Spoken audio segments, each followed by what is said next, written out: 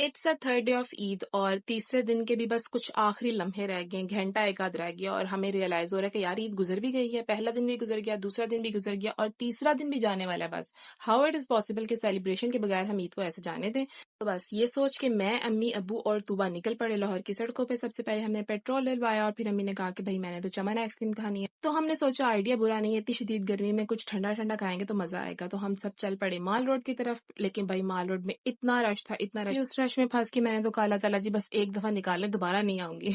लेकिन खैर उस रश से बचते बचाते हम पहुंच गए अपनी मंजिल मकसूद पर। यहाँ पे सेल्फ सर्विस के थ्रू हमने टेबल और चेयर्स इकट्ठी करके एक टेबल अरेंज किया था और अम्मी, अब्बू और तुबा ने आइसक्रीम ली थी और मुझे था कि मैंने कोल्ड कॉफी लेनी है। मैं यहाँ पे अपनी कोल्ड कॉफी का वेट कर रही थी और ये रही मेरी कोल्ड कॉफी आ गई। और बाद में मैं ये सोच रही थी कि इन्होंने मुझे फ्रेश जूस की पैकिंग में कॉफी क्यों दी है, लेकिन खैर कॉफी और आइसक्रीम दोनों अच्छे थे और हमारे पैसे पूरे हो गए थे। So let's go back. और ये देखें रश की हालत। अब हम वापस जा रहे हैं और मैंने सोचा थोड़ी सी क्लिप लेती हूँ ताकि आपको पता चले कि वाकई ही बहुत रश था, इतना रश था ना कि बस घबराहट हो रही थी इस रश में।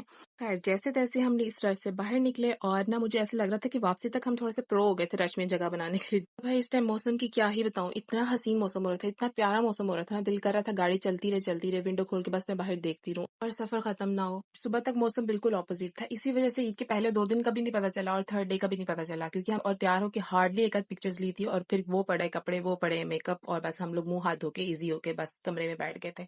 और भाई आज की जो सबसे मजे की चीज थी ना वो ये गोलगप्पे थे, जो खाने में बिल्कुल भी मजे के नहीं थे, लेकिन भाई क्या वाइब क्रिएट कर रहे थे, क्या माहौल बना रहे थे। अब आप देख सकते हैं यहाँ पे सड़क के किनारे पे बैठ के हम गोलगप्पे खा रहे हैं, हवा भी चलने लगी थी और एक आध गाड़ी गुजरी थी।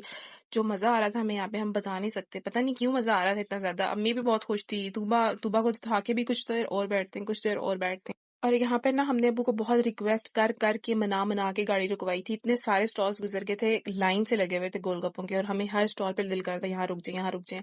एट दी एंड अब्बू एक स्टॉल पे रुक गए, हम वहाँ बैठे, हमने गोलगप्पे खाए, मजे के नहीं थे लेकिन फिर भी हमने पूरा, चारों ने पूरा पूरा इंसाफ किया गोलगप्पों के साथ। अम्मी अब्बू ने तो एंड पे स्पेशल एक एक प्याला और मंगवा के खट्टे पानी का वो भी पिया था।